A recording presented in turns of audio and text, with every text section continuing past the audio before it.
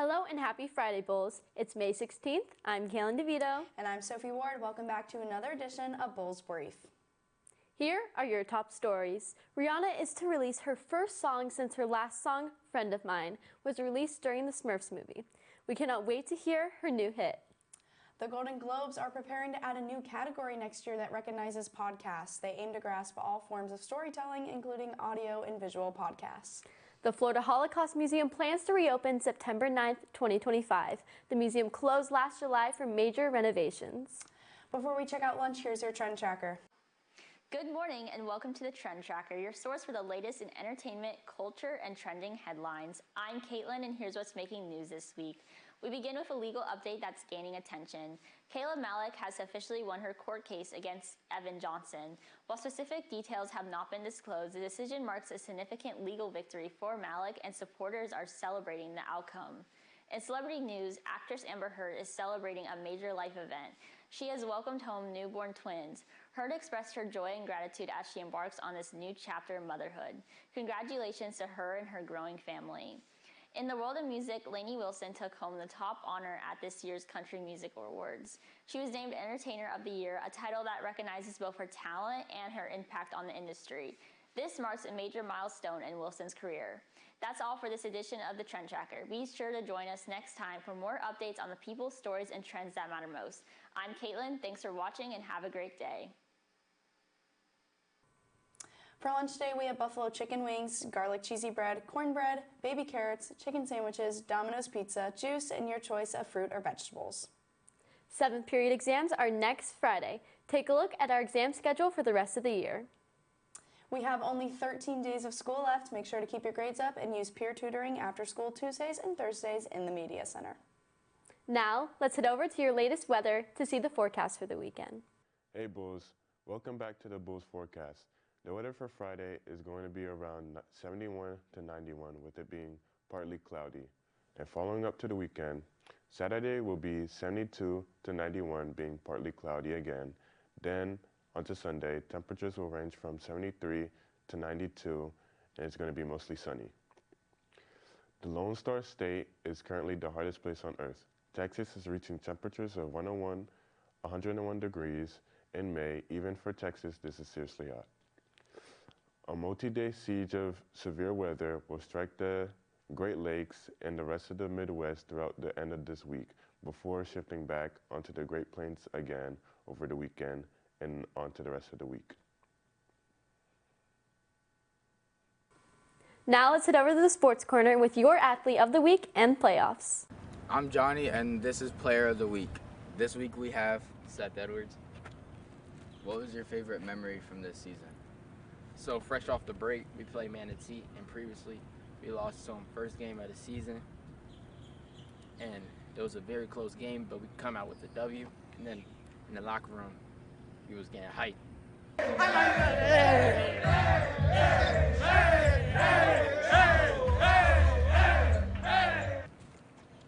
What was the best play you had? January 14th, we played Braden River. Late fourth quarter, they was playing zone the whole game, and then they decided to go man because they were down. And I looked at coach like, what we finna do? He said, it's your world. Tween. I crossed him. Then he kept playing up, so I tween crossed. And then I tween. He was still on me, so I tween again. Go to the hole. Q tried to block me, laid him, and then I got a tag. All right.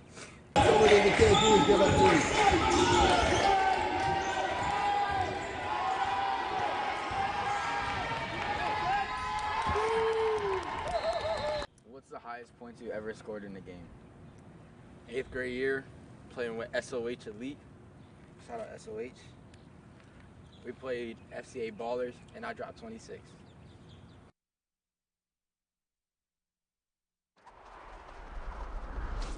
Good morning, Bulls. Welcome back to Sports Corner. In our most recent hit, the battle between the Celtics and the Knicks keeps flaring up, and it is not looking good for the Celtics, as they have just lost their best player, Jason Tatum, to a knee injury, which knocks him out for the next year. The spotlight is now on Jaylen Brown after this predicament, and winning against the Knicks, while not impossible, is now a much tougher task than before, with New York leading 3-1 in the conference semifinals. Let's wait and see what Game 5 brings to the table. On the other hand, the Indiana Pacers were up against the Cleveland Cavaliers, and as of Tuesday, the Pacers won with a lead of 114 to 105 points.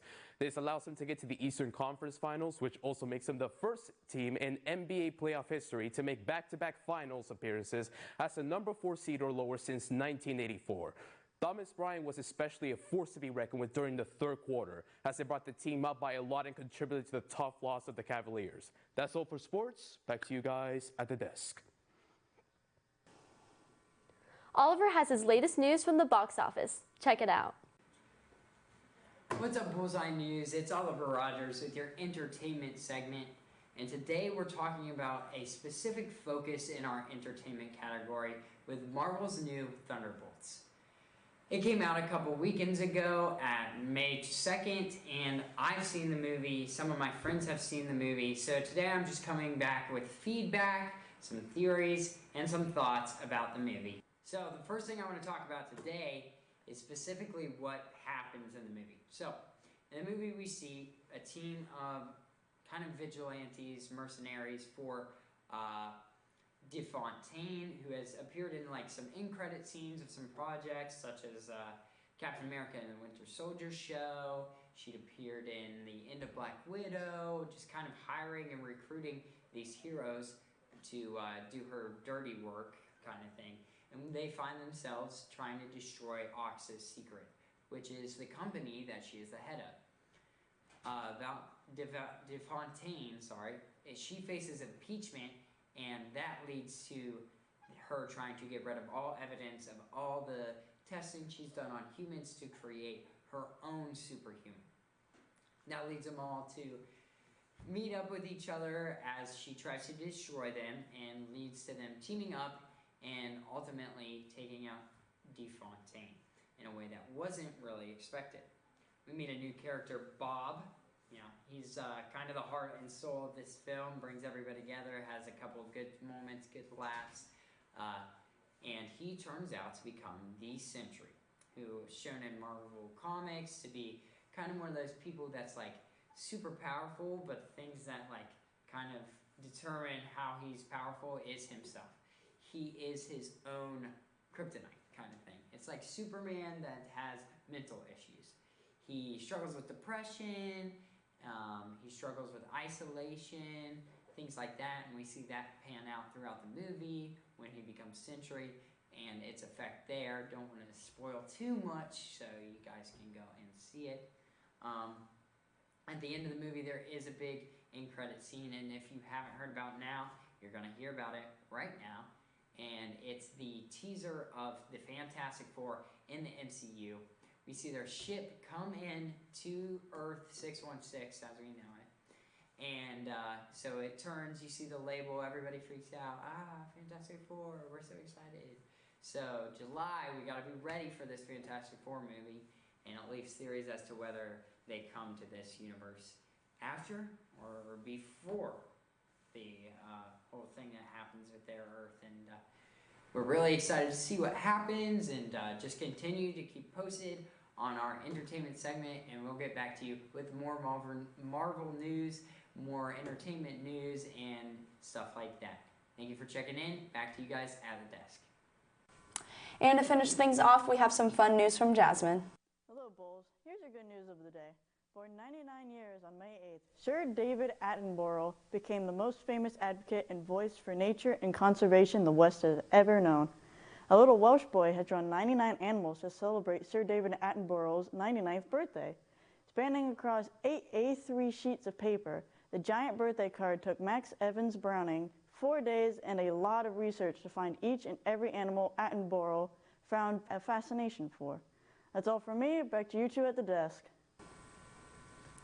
As we wrap up our school year, make sure to check out our YouTube channel at PCTV Bullseye News to look back on all of our news segments.